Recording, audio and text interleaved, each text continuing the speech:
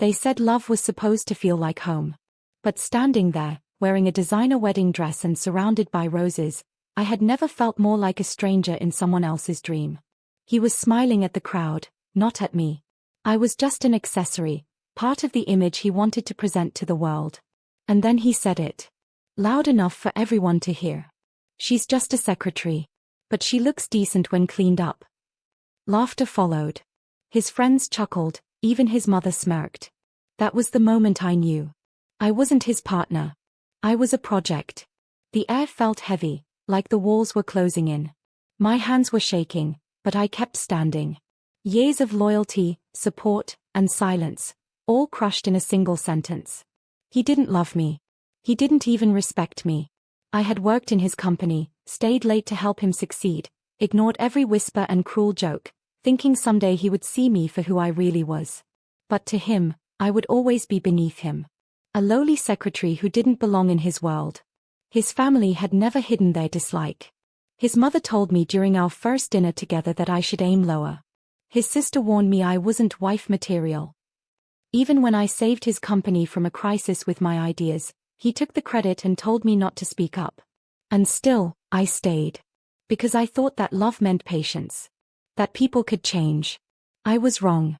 I looked around. All those guests. Fancy clothes. Glittering lights. Everything felt fake.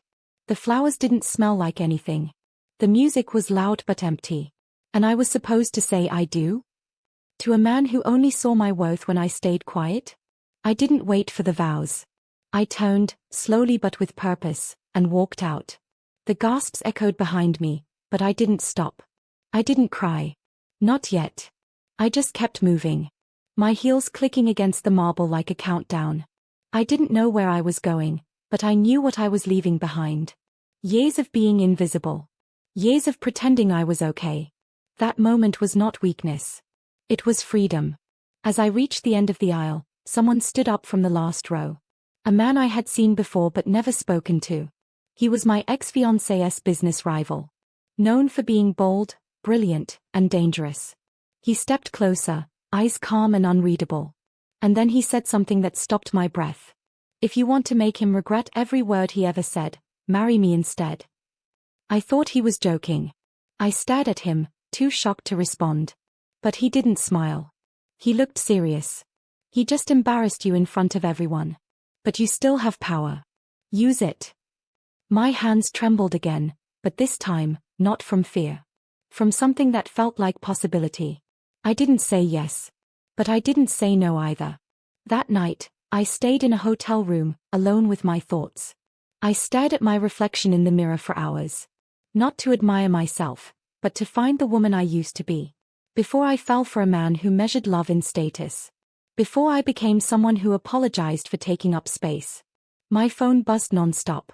Calls, texts, even voice messages filled with excuses. But I didn't answer. I didn't need more lies. The next morning, I met the rival again. We had coffee in silence, then talked business. He offered me a deal. A fake marriage for 6 months. In return, he would give me shares in his company and help me destroy my ex's upcoming merger. It was cold. Strategic. Ruthless. And strangely tempting. I asked him why he was doing this. He said he admired how I walked away. That most people stay quiet when they are humiliated. But I didn't. I took the scandal and turned it into a story the press couldn't stop talking about. I signed the papers the same day. The media exploded. Headlines screamed about betrayal, corporate drama, and revenge. Some people called me crazy. Others called me brave. I didn't care. I wasn't doing it for them. I was doing it for the girl I used to be, the one who had dreams before someone told her she was aiming too high. Living with my new husband was strange. He was cold, but not cruel. Distant, but respectful. We didn't pretend to be in love, but we acted the part in public. The chemistry between us confused everyone, including me. We worked well together. Too well. And as the days passed, I began to see something unexpected in him. Not charm or passion, but a kind of quiet understanding. Like he, too, had been broken once and built himself back, brick by painful brick. One night, he made dinner. Not a fancy chef-cooked meal. Just pasta and garlic bread. I laughed when I saw it. He raised an eyebrow, surprised. What? He asked. I told him I hadn't laughed in weeks. Maybe months. He smiled, and it wasn't calculated. It was soft. Real. I didn't know how to handle that. My ex kept trying to reach me. He showed up outside my new office one day, begging to talk. He said he made a mistake, that he was under pressure, that he didn't mean what he said. But his eyes gave him away. He wasn't sorry. He was embarrassed. Not because he lost me, but because I had the last word. I didn't argue. I simply walked past him. That was my revenge. Not screaming. Not crying. Just becoming someone he could never touch again. The man I married, the so-called rival, watched it all unfold with quiet amusement. He never said much. But every now and then, I'd catch him looking at me like I was more than a business partner. Like maybe I was something else. I didn't trust it. Not yet. But for the first time in years, I wasn't scared of being seen. People started watching me like I was a story they couldn't stop reading.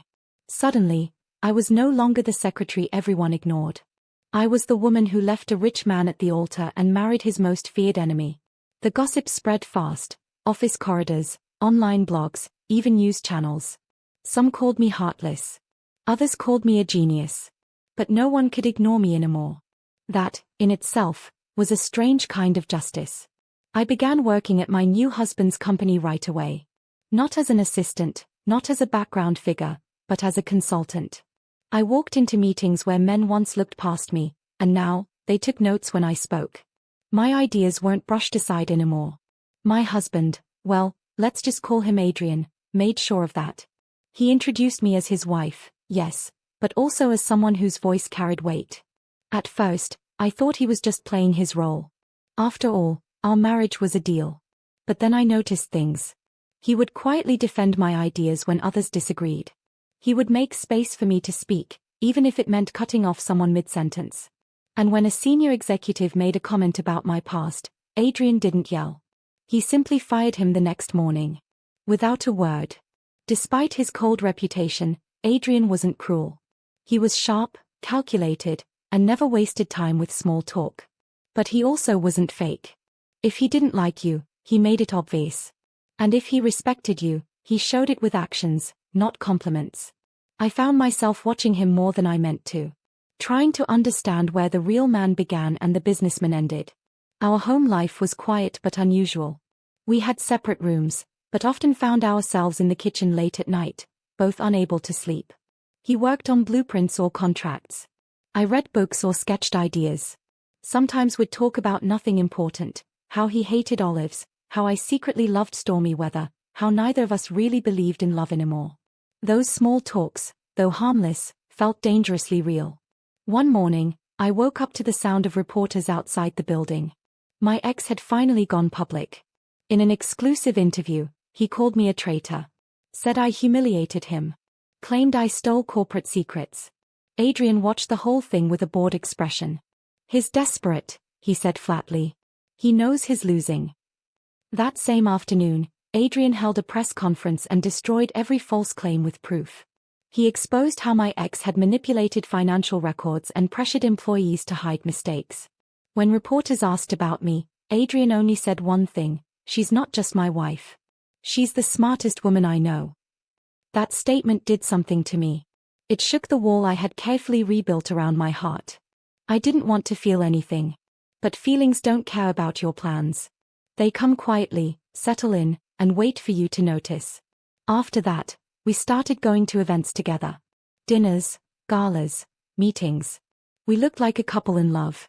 He held my hand in front of cameras, whispered in my ear like we shared secrets, smiled like I was the only person in the room.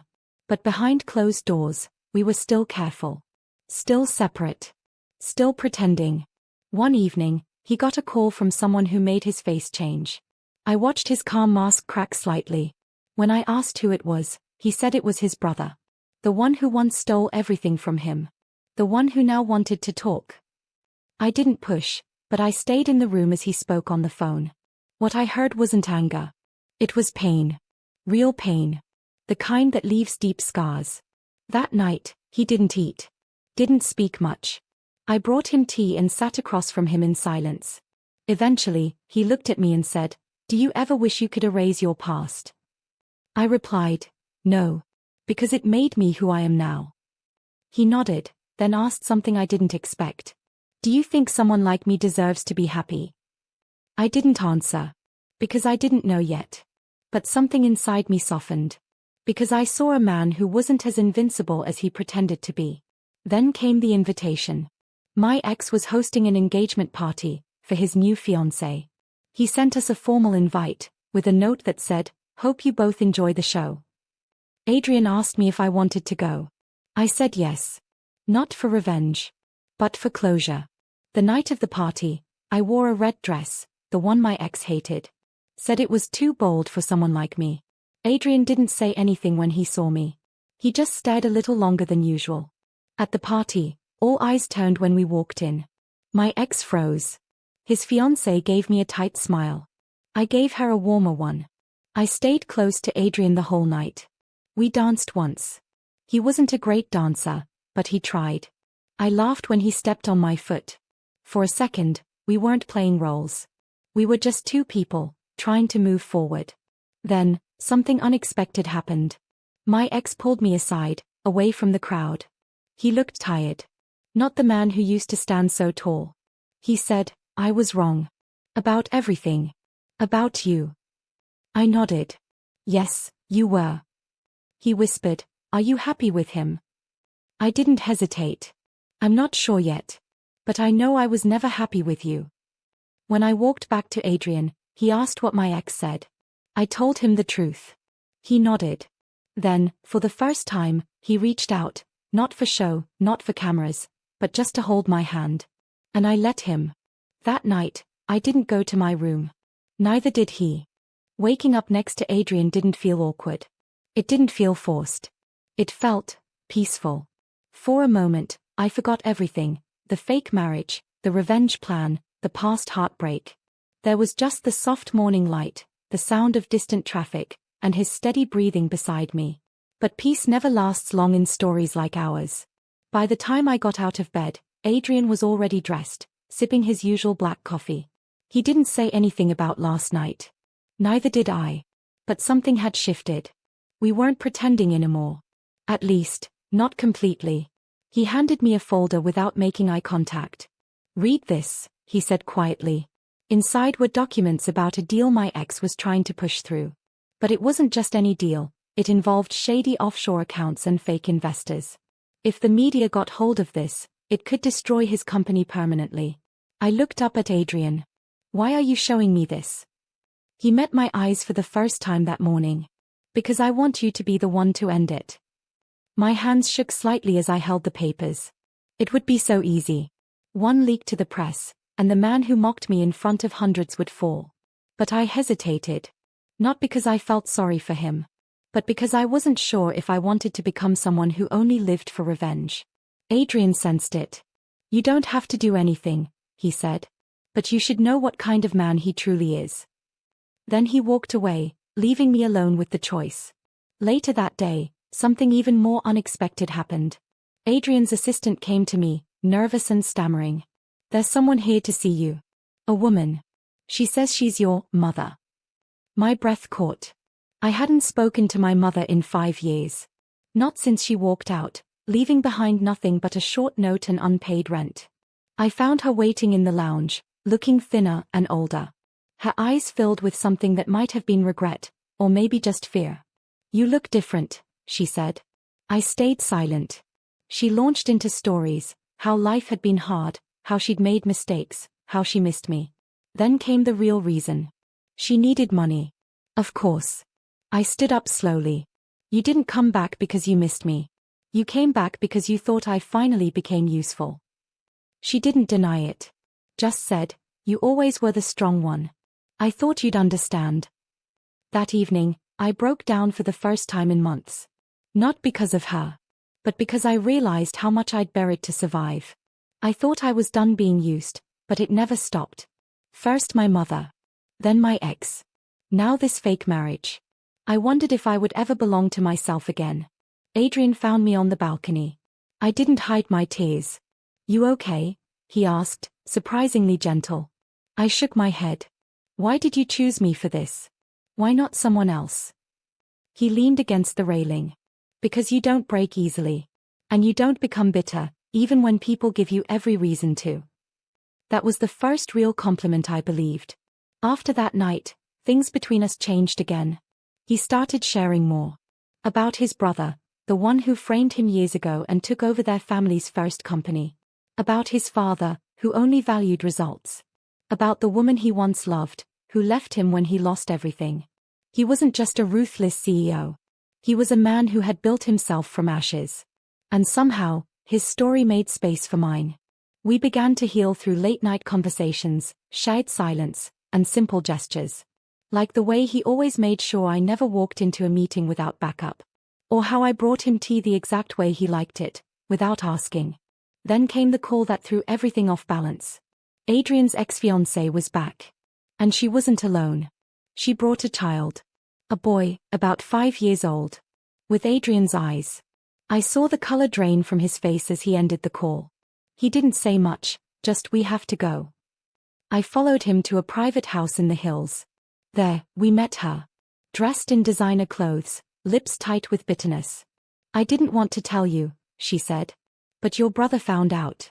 He's using the boy to blackmail me. I had no choice. The child looked up at Adrian, confused but curious. Adrian crouched slowly, uncertain. Hi, he said softly. The boy just stared. I didn't know how to feel. Everything inside me twisted. I wasn't angry. Not exactly. But I felt a crack open in the wall we were building. That night, back home, I asked him directly. Did you love her? He didn't flinch. Yes. Once. But not anymore. I nodded. Is the child yours? His silence was answer enough. I didn't scream. I didn't leave. I just walked away and closed the door behind me. Because in that moment, I wasn't sure who I was to him anymore. A partner? A pawn? A placeholder? The next morning, he knocked once and entered. I'm sorry, he said simply. I didn't know. And I'm still figuring out what this means. I turned to face him. You should be with your son. He stepped closer. What if I want to be with you too? I couldn't answer. Because I didn't know what I wanted anymore. Just then, the news broke. My ex's secret deal had been exposed. Someone leaked the documents. But it wasn't me. I had locked them in my drawer. Someone else had done it. Adrian looked at me. You didn't do it. I shook my head. No, he went pale. Then someone inside my company just played us both. For the first time, fear crept into his voice. And I realized, someone out there wanted us to fall. And they weren't finished yet. The morning after the leak, the entire building felt like a battlefield. Phones rang non-stop. Lawyers walked in and out of offices. Shareholders demanded answers. Adrian kept his face calm, but I could see the storm behind his eyes. Someone had gone behind his back, and used my documents to do it. I sat in my office, staring at the drawer that once held those papers. Only 2 people had access to that drawer, me and Adrian. That narrowed the possibilities. Unless, someone else had found a way in. Someone close. Someone we both trusted. A name flashed in my mind. Clara, Adrian's executive assistant. Quiet. Efficient. Loyal. Too loyal. She'd always had a strange look in her eyes whenever I entered a room. Like I didn't belong there. Like I had taken something that was never mine. I brought it up to Adrian. He hesitated. Clara has worked for me for 6 years. She saved me during my worst collapse. I understood his hesitation. Loyalty can blind even the sharpest minds. But I also knew what jealousy looked like. That night, we attended a charity gala, pretending everything was fine. But I couldn't focus. I saw Clara in the corner, talking to a man I didn't recognize. A man with a familiar face. Then it hit me, he was the same private investigator who once worked for my ex. What was Clara doing with him? I told Adrian, and for the first time, doubt flickered in his expression. If she betrayed me, he whispered, I won't forgive her. I could tell it hurt him. Not because of the company. But because Clara was like family to him. Meanwhile, the leak destroyed my ex's company. Stocks plummeted. Investors backed out. His name was dragged across every headline. For a moment, I felt relief. But it didn't last. Because just when I thought he was out of our lives, he showed up at our office, face pale, eyes wild. He asked for 5 minutes. Adrian wanted to throw him out. But I agreed. Not out of kindness, but curiosity. He sat across from me, shaking slightly. "It wasn't me," he said. "I know you think I leaked those documents, but I swear, I didn't." I narrowed my eyes. "Then why are you here?"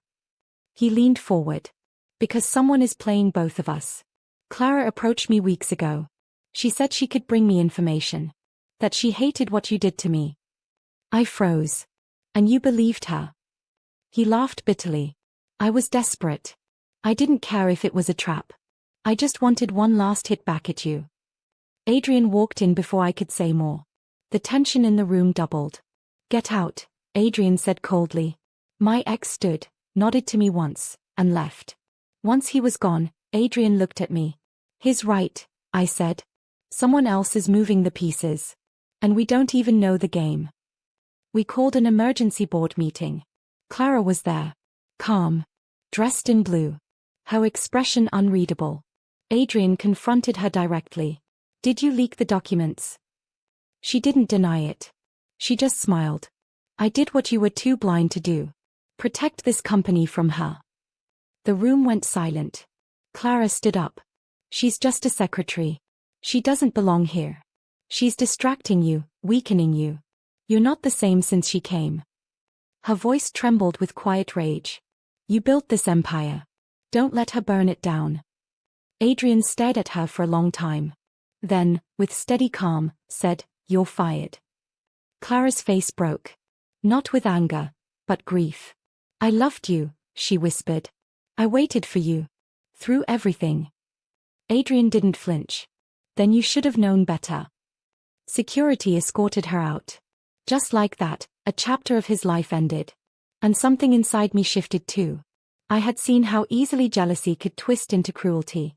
How love, when ignored, turned into poison. Adrian looked tired after that. Not defeated, just exhausted. I sat with him in his office as the sun set. "We've been fighting so many wars," he said. "I forgot what peace even looks like." I reached for his hand. "You're not alone anymore." And for the first time, he smiled like he believed it. But just when I thought we could finally breathe, another twist came. Adrian's brother, Leo, sent a letter. Not an email, not a text. A letter. Hand-delivered. Inside were 2 things, a photo of Adrian's son, and a DNA test. The child wasn't his. We stared at the paper in disbelief. The test was legitimate. Verified. The boy, who we both tried to accept, was not Adrian's after all. The ex-fiancé had lied. And Leo had known all along. Adrian's face turned stone cold. "He's not trying to hurt me with business anymore," he said. "He's trying to destroy me." I asked, "Why would your brother do this?" Adrian stood up, fists clenched. "Because I took everything from him once. The first company. The trust fund. The respect of our father. And now, he's taking it all back, piece by piece." My heart pounded. What will he do next? Adrian looked at me, and his answer made my blood run cold. "He's coming for you." Suddenly, every word, every action of the past few weeks made sense. The leaks. The lies. Clara's betrayal. The fake child. Leo had been orchestrating it all, from behind the curtain. Not just to ruin Adrian's name, but to isolate him. To break his one anchor left, me. That night, I couldn't sleep. Every sound made me jump. Adrian stayed by my side, quiet but alert. We were no longer pretending. We were fighting side by side now. And I realized something terrifying. This wasn't just a marriage of convenience anymore. This was war. And we were in it together. The next morning, everything felt heavier. The silence between us wasn't cold, it was full of tension. Not because we were angry at each other, but because we were preparing for something worse. Leo was coming, and this time, we knew he wouldn't use shadows. He would walk straight through the front door with a smile. Adrian's phone buzzed. He read the message and handed it to me. "Board meeting. Leo's taking a seat. I stared at the words, not understanding at first. But he was removed, years ago. Adrian looked at me, jaw clenched. Apparently, someone forged signatures. Reinstated his shares. Now he has legal rights to vote. It wasn't just a personal fight anymore. It was official. Public. Ugly. The meeting room was packed. Leo entered wearing a navy suit, confidence in every step. He looked like a man who had already won. "Good to see you, brother," he said, taking the chair opposite Adrian. "Miss Secretary," he added with a fake smile. I said nothing. He presented a list of proposed changes, one after another, designed to strip Adrian of power. Fewer voting rights. New department heads. Fresh blood, he called it. One board member raised a concern. Leo pulled out a file. "If you don't vote yes, I'll make sure your family's offshore account becomes public." That was his method. Quiet threats. Public charm. And no one had the courage to stand up to him. Until I did. I stood, holding the leaked documents Clara had originally stolen. But now, I had added something else. Proof of Leo's manipulation. Photos. Calls. Payments to Clara. Bank transfers. And a video of him visiting the mother of the child he pretended was Adrian's. I laid it all out, calmly. "You say you want fresh blood," I said, voice steady. "But all you've ever done is feed on others like a parasite." Leo didn't flinch. But I saw his jaw tighten. Adrian looked at me like he was seeing me for the first time. The boardroom exploded into noise. Some defended Leo. Others demanded answers. One member called for a vote to suspend Leo's shares pending an investigation. The room turned, quickly, violently. Leo stood up, furious. "You think this ends here?" he growled at Adrian. Then his eyes moved to me. "You've let her poison you. She's just a secretary." Adrian stood too. "No. She's the only person in this room I trust." And just like that, Leo was escorted out. But he didn't go quietly. Before he left, he dropped a final threat. "You'll regret putting your heart in her hands." That night, Adrian took me to the rooftop. The sky was full of stars, but we couldn't enjoy them. He lit a cigarette, something he hadn't done in years. "I built this company to prove something," he said. "To show that I could rise after being crushed." I nodded. He looked at me. But I forgot that rising alone isn't strength. It's survival. Real strength is when someone stays even after seeing the darkest parts of you. My eyes stung. He wasn't the cold boss anymore. He was a man stripped down, raw, finally honest. "You're not alone now," I said. "And you don't have to survive like this anymore." He put out the cigarette. "I want to be more than what I was." He took a deep breath. "And I want to be real with you. No more pretending." I thought he meant emotionally. But the next day, he called a press conference and announced the truth about our marriage. "It began as a business arrangement," he said. "But somewhere along the way, I stopped seeing her as a strategy. She became my partner. My shield. My peace." The media exploded. Critics mocked him. Fans praised him. But I felt exposed. Vulnerable. And yet, free. Later, I got a call. From Leo's assistant. Whispering. "He's planning something. Tonight. He said if he can't ruin your name, he'll ruin your life. Be careful." I rushed to Adrian's office. Told him everything. We doubled security. Cancelled all meetings. But it still wasn't enough. Because that night, Leo didn't come for Adrian. He came for me. I stepped out of the building for a moment to take a call. A van screeched near the curb. 2 men jumped out. I ran. But they were fast. Too fast. One of them grabbed my arm, just before a car slammed into the van, scattering them. Adrian jumped out of the car, eyes wild, fists clenched. His men followed, forcing the attackers to retreat. But one stayed back, and pulled out a weapon. Everything moved in slow motion. Adrian stepped between me and the man. The gun fired. Blood hit the pavement. But it wasn't Adrian who collapsed. It was the shooter. One of the guards had shot back just in time. Everything went quiet. Later, at the hospital, the doctor said Adrian was fine, just bruised. But the look in his eyes had changed. "I thought I lost you," he whispered. And in that moment, I realized, I would burn everything to the ground for you. I held his hand, heart racing. Then don't push me away again. I won't, he promised. But we both knew it wasn't over. Leo was still out there. And the next time, he wouldn't miss. 4 days after the attack, Adrian didn't leave my side. He moved meetings, ignored press calls, and slept on the couch in my hospital room. Everyone saw him as powerful and cold, but with me, he was gentle, almost afraid. He kept checking if I was real, like he couldn't believe I was still alive. But I didn't feel safe. Because Leo had vanished. There were no public appearances. No calls. No more threats. And that silence was louder than anything. Adrian knew it too. He's planning something bigger, he said. He always disappears before he strikes. We increased security. Adrian even considered stepping down from his position temporarily to protect me. I told him no. If you give up now, he wins, I said. And I won't let him take you too. What neither of us saw coming was where the betrayal would really come from. It began with a call from the bank. A massive sum had been withdrawn from one of Adrian's private accounts, an account only 3 people had access to: Adrian, his lawyer, and his mother. We immediately suspected Leo. But the account was accessed using a fingerprint match. The system only recognized Adrian's mother. Adrian drove to her house the same night, and I went with him.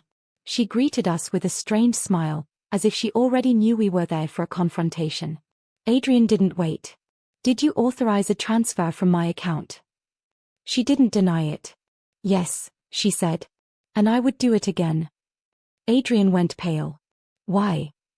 His mother's eyes burned with something deeper than anger. Because you destroyed this family.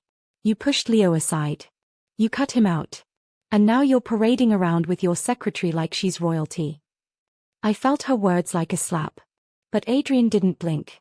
He betrayed me. He tried to kill her. He was desperate, she snapped. He was angry. He needed help. Adrian looked heartbroken. You helped him steal from me? I gave him what was his, she replied. What you stole. I stepped in. He tried to have me kidnapped. She turned to me with eyes full of cold hatred. And you think I care? You think I would choose you over my blood? You took him from us. Just like you took Adrian. I didn't say another word. There was no point. She wasn't protecting Leo out of logic. She was doing it out of blind loyalty.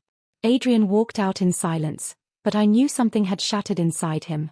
Back home, he poured a glass of whiskey but didn't drink it. My own mother, he whispered. I thought losing Leo was bad. But this? I took the glass and set it aside. You didn't lose her tonight. You lost her a long time ago. She just finally showed you. He nodded. But there was pain in his eyes that words couldn't fix.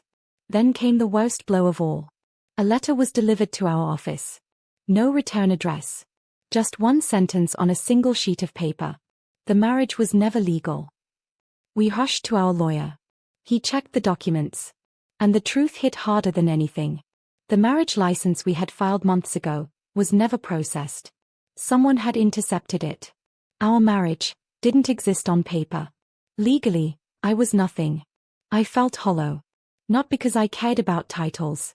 But because it meant someone had planned this for a long time. They wanted me to believe I belonged, only to rip it away at the worst moment. Adrian's jaw tightened. He wants you to walk away. That's what this is.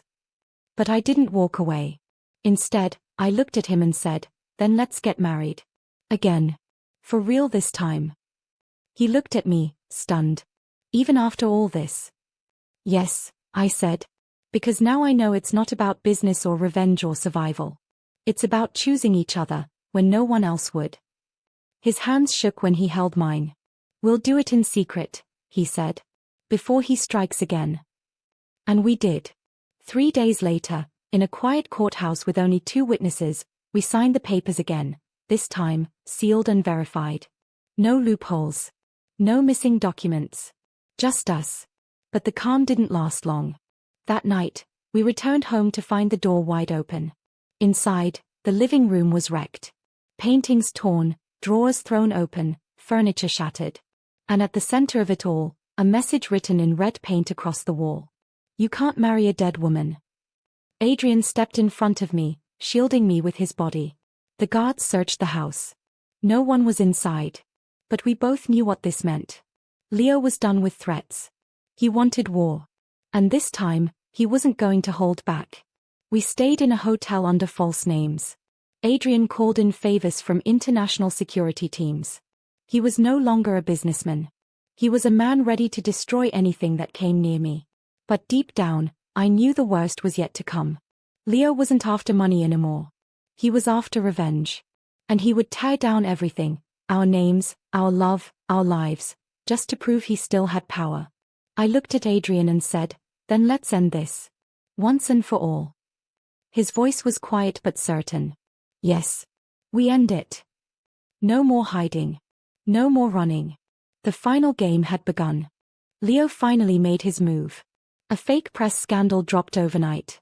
Headlines screamed, "CEO's wife fabricated marriage for power, secretary's plot exposed." Photos were attached, edited ones, showing me slipping envelopes to board members, laughing in private with the company lawyer, and even one where I appeared to kiss Leo. The internet exploded. Adrian's investors panicked. Shares plummeted. Old enemies reappeared. And worst of all, some board members began asking questions. Was this all a setup? Did she manipulate him from the start? Adrian called an emergency meeting. But the damage was done. Leo walked in as if he'd never left. Calm, confident, smug. "It's sad," he said, pretending to sound sympathetic. "But clearly, she's not who she says she is. You rushed into this marriage, Adrian. Now you'll pay." I stood up and slammed a folder on the table. It was everything. Real footage, real messages, voice notes, legal timestamps, and financial trails, all proving Leo's lies. I had spent the last 48 hours gathering it, not sleeping, barely breathing. Every image in the article had been digitally manipulated. Every source had been paid. The boardroom went silent. Then came a slow clap, from Leo. "Impressive," he said. "But truth doesn't matter to the public. They already believe the lie. That's the world we live in." Adrian stood, his voice deadly calm. "Then maybe it's time we stop playing this in silence." We held a joint press conference. Adrian told the truth. The entire truth. From the fake engagement to the arranged marriage, Leo's betrayal, the forged photos, and the attempt on my life. He spared nothing. The media tried twisting it, but it didn't work. The emotion in his voice was real. The protectiveness in his eyes couldn't be faked. Public opinion began to shift. But Leo didn't stop. He used his final weapon. He leaked private footage of Adrian's father on his deathbed, begging him not to trust the company with a woman. "Men lead. Women follow," the old man had said. "Don't give it all to some secretary." The world erupted again. But this time, the anger wasn't towards me. It was toward the legacy. People saw how Adrian had fought not just Leo, but a mindset. A past. A weight that he never asked for. And they admired him for standing beside me, not above me. Still, the video crushed Adrian. It brought back every shadow he had buried. He locked himself in his office. Wouldn't eat. Wouldn't sleep. "Maybe he was right," he whispered once. "Maybe I've dragged you into a war you were never meant to fight." I sat beside him and said the one thing I had never said before. "I love you." He froze. Not because he didn't believe it, but because he finally allowed himself to feel it. He turned to me, eyes red. "Then I won't run. Not anymore." We needed a final move, something no one could ignore. So we set a trap. Adrian's assistant, who we had quietly suspected for months, was offered a fake deal, $5 million in exchange for leaking a fabricated new will claiming Leo was the rightful heir to the company. The assistant took the bait. We caught him red-handed, on camera, transferring the forged document to Leo's private email. Then we got something unexpected. During the digital trace, our security found an old hidden file, dated 5 years ago. It was a recorded conversation between Leo and Adrian's late father. In it, the father said clearly, "If I die, Leo must never lead. He's reckless. Dishonest. Protect the company. Even if it means marrying someone beneath your class. Someone loyal." The very words Leo thought would crown him, ended up destroying him. Adrian released the video to the public. And just like that, Leo lost everything. The board voted unanimously to remove him from all shares and rights. The government launched a fraud investigation. And people finally saw him for what he truly was, a desperate, bitter man who tried to burn down everything because he couldn't build anything himself. But the victory didn't feel like celebration. It felt like survival. That night, Adrian and I sat by the fireplace. No more headlines. No more lies. Just silence. You know, I said quietly, he was right about one thing. Adrian looked at me. What? I did start as a secretary. He smiled. And now? I took his hand. Now I'm your wife. And your equal. He nodded, voice barely above a whisper. You always were. I just didn't see it.